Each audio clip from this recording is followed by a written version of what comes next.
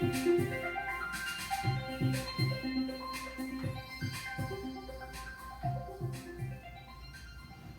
guys, thanks for coming. My name's Ethan. My name's Micah. My name's Asher. We are part of the Generation Ministries. Have you ever noticed that in the Bible Jesus says, if you love me, keep my commandments? Or have you ever stopped to think what exactly Jesus' commandments are? What exactly did he teach?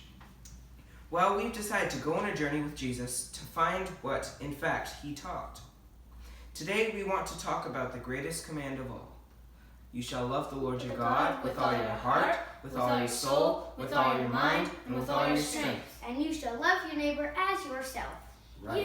Yes, but in John 13:34, Jesus says, love others like I have loved you. What does that mean, to love others? Well, Micah, 1 Corinthians 13 tells us that love is patient, kind, does not envy, boast, it's not proud, it doesn't dishonor, and so on. True, but what does it look like to love others? And just like Jesus did, how did Jesus love people?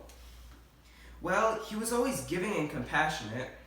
He extended his compassion by healing the sick, delivering the demon-possessed, and feeding the hungry. Yes, he also made time for children and people who were outcasts. We can't forget the ultimate act of love when he put his life down for us so that we can live forever with God. That's a lot to think about. So if we are going to love Jesus, we need to follow his commands. And the greatest command was to love God and to love people just like God loved people. Well, guys, how are you supposed to do that? Well, I remember a few days ago, I came down and was about to eat breakfast, and I realized that the cereal I was about to pour out was almost empty, and then I remembered it was your favorite cereal. So I stopped and thought about it and said, maybe Asher would want this more than me. So I didn't pour it and saved it for you, and I ate another cereal.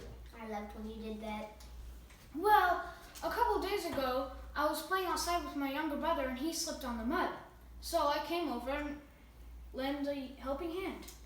Yeah, it was pretty muddy. And so, well, I remember when I saw Mr. Roger coming up to the door at church, and I saw he was having trouble opening the door.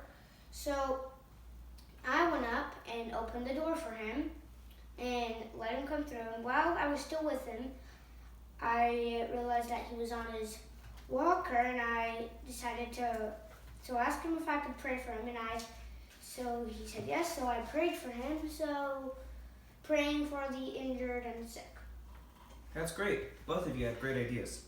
Well, friends, thanks for joining us today. We hope this message inspires you to do things like Jesus did. Bye!